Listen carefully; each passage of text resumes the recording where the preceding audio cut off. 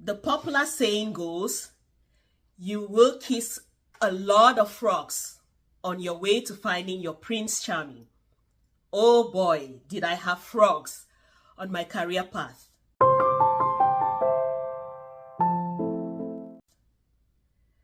Welcome to another episode of Buri's Debrief.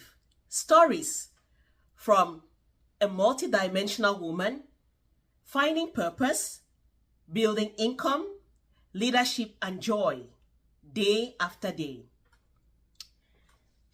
I have been telling my story upon leaving university, finding a job. And if you remember from this story, I did mention the last time how I had gotten my first employment at a shop. Yeah, a shop that sold secondhand goods from the USA. If you haven't caught up on that, I'll put the link right here so you can catch up on that story. Now, while doing that job, I knew for a fact that this is not what, it was just something I needed to hang on to while I was searching and trying to figure out my path. And of course, you are thrown, so many options are thrown at you. At the time, for context, just for context, I'm a last of 4 girls, and all my sisters were abroad. Now, this did not make it any easier for me finding a job. When I talked, if I was in a circle of friends or amongst people, we are all hustling out there, the question that I would get the most is, but why are you killing yourself? You'll soon leave. You'll soon join your sisters abroad. This is an assumption that gets made a lot, but we forget to know that everyone has his or her head on her shoulders. The mere fact that you have a family abroad or your siblings are away doesn't mean that you equally go away. And I had that at the back of my mind. So regardless, I was trying to figure out my path while in Cameroon. And it happens, it is done every single day. You watching me, you probably know a family or two where everyone assumes that this one sibling is just going to join the rest abroad. And it never happens, And they get frustrated. Maybe they had that as their only goal or their only option in life. And they get so frustrated and make nothing out of their lives. I didn't want that to happen to me. I knew that whatever the case, I needed to keep going, finding a path for myself. So here I was. After work one day, I bumped into a friend who told me about some government exams that are going to be written soon. And they have just launched them. In Cameroon, these are called concours. If anyone is watching me now, you've ever written a concours in Cameroon, please drop the word concours in the comments. It is always an interesting journey. Now, typically in Cameroon, most people who even go for the concours already have a spot reserved. Maybe by virtue of their connections, they have some uncle, auntie, whoever in high places who just goes over and buys them a spot. So they're really just taking the exams of formality. That was not my case. I don't have the uncles, the daddies in high places. And I had never really considered writing some of these government exams, even though I knew that they were really, it's a good way to get yourself off the ground. It's a kind of a guaranteed path. If you're going to work in the public service in Cameroon, you have a ready-made, your salary is guaranteed, your job is secured, you have the government benefits, and all what comes with the package, right? So I said, why not give it a shot? The first government exams I went in for is what they call ENAM. ENAM is, I don't even know if I can remember the full meaning. It's in French. École normale d'administration et de magistratie. I don't know if I got that right, but I wrote that exam. Now it's a very popular exam, and graduates from there do really well in terms of salary, in terms of career options. So I figured, why not give myself a chance, I went in for the finance division. Again, I'd graduated with a banking and finance degree. So I said, well, let me just continue to, chat this part in finance. Now, this concourse, you don't only go ahead to register and just sit back. You have to study. Like, you prepare for these exams.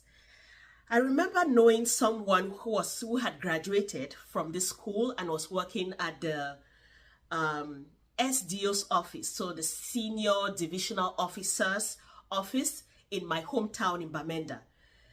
I got to talk to him and just find out how these exams usually work. He gave me some, pointers here and there, read this particular topic. At the time, remember I graduated in 2007. This was early 2009. And the biggest news in finance at the time was the financial crisis, 2008 financial crisis that shook the entire world. So that was a hot topic. And he said, go do your research. That is definitely going to be in the exam. I did my research. Another thing, it was not just you knowing what's happening in the finance world or reading different chapters of finance. You had to know a bit about administration in Cameroon. There were just so many foreign topics that I had to now delve into and really get to understand them. So I did quite some study. I even signed up for a preparatory class that was being held. I remember, if anyone knows Bamenda, my hometown, there's this street where there is a post office, and then you walk a couple of blocks up. There was a popular school back then, St. Agnes Nezran Primary School, and they were holding classes there. So I signed up for those classes. I would go for classes from 4 p.m. to, I think, 6:30 or so. So that was me. I was busy. I get off work, I go for classes. Life was, it was tense. There was a lot happening. And I noticed that during those classes, they weren't just teaching the content of the exam. They were teaching you the structure, how you answer questions in the Francophone style of education. So it's completely different from what I've been used to all my life. So there was definitely a lot of pressure. But I did my best. I studied hard for these exams. And to take these exams, you have to go to the capital city of Yaoundé. So when it was time to take the exams, I stayed with a friend, very dear friend, in Bonamusadi. That's a neighborhood in Yaoundé. So I lived with her, went for these exams, and boom, on the exam paper, first question in finance was all about the financial crisis. I can't remember the exact question, but I remember pouring out my soul on that piece of paper, because that's something I had really, really prepared for. But what I wasn't too sure of, and I think this is what maybe made me fail the exam, was the structure.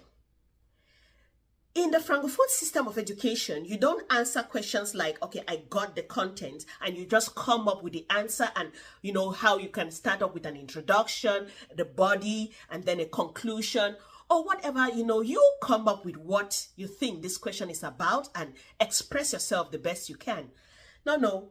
With the Francophone system, you have to write like a heading, and you underline it, and you write in red pen, like you're taking notes in class. That was the weirdest thing ever.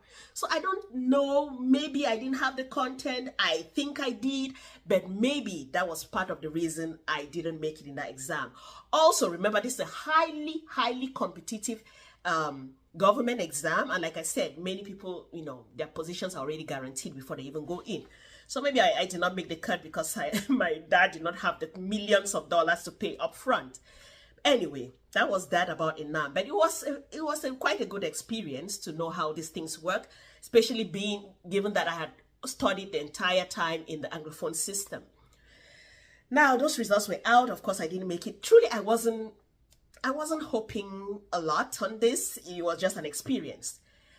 Now, got back to my hometown, continued my little job, and then a dear friend from high school came over again and said, Buri, they've launched ENS, École Normale Supérieure, and this time it was a new division that has been opened up in my hometown. It was called ENSET. So this is a school to train teachers in the technical education. Now, given that I studied banking and finance, I was considered to be in the technical side of things. So she said, why not give it a try? Let's go for these exams. I wasn't too interested. She came for classes again. There was a school around my home where they were holding these classes, but I just didn't bother. I told her, you know what? I will go, I'm available, I can take the exams, and you are encouraging me, so I will just go with you. There were two main papers to be reading. I had decided based on what they were offering, when I looked at the scope, the launching, what they were offering at the time that I felt I could go in for was accounting. They didn't have a section for finance only. So I said, well, accounting, I had done some few accounting courses. I can go in for accounting. So we both went in for the exam. The day of the exam, I remember sitting together with my friend. She had graduated with an accounting degree from the same university as I did. So she definitely was better placed in this whole accounting game. So we went in the first paper. There were two papers to be written for this entrance exam. The first one was accounting. The second one was going to be business maths. So when we got in for the accounting paper, to be honest, I didn't think I was going to make it. I didn't feel like I wrote well. I answered some questions. Others I was very challenged. First of all, the questions were all in OHADA accounting. OHADA is a system of accounting that is used in I think Francophone Africa, and I had not studied that system. I mean, I had done some courses in accounting, but accounting majors had gone into all of those OHADA codes. OHADA, I think, is Organisation d'Harmonisation en Afrique des Droits des Affaires. I don't know if I still remember that correctly, but I think that's what it stands for. So it's a system of accounting, and she knew all those codes. They had code for like a main account 101, there's 102 for cash. So all those things, I didn't know them. So I was managing, After that exam, when we came out for a break before the second paper, which was going to be business maths, I pulled her over and I said, you know what? I don't feel it. I'm not going to make it. I'm just going to get in a taxi and go home. She was like, what? You pay for these exams you've been studying? Just hold on. Just write the exam. You never know what's going to come out. I was not feeling it at all. I was demoralized. I didn't want to keep going. I actually got out of the whole campus where we were writing the exam and called a taxi to take me home. I remember this girl running after me and stopping me from getting into that taxi. I said, okay, I'm going to go in and write the business maths. Anyway, I'm already here. Second paper came up, business maths. When I tell you I gave a marking scheme on that business maths paper, oh my God. And here I was, I didn't want to take this exam. I answered every single question very well. Leaving that hall, I knew that if it was only on the business maths, I was going to make it. I came out of that hall, looked at my friend, and just gave her a hug. I said, you saved me today.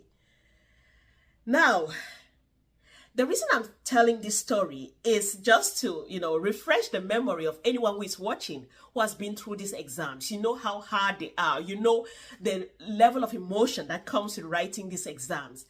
And sometimes you really don't have a choice. We are all struggling to make a life out here. If you're watching me now and you're preparing for any of these exams, I wish you the very best.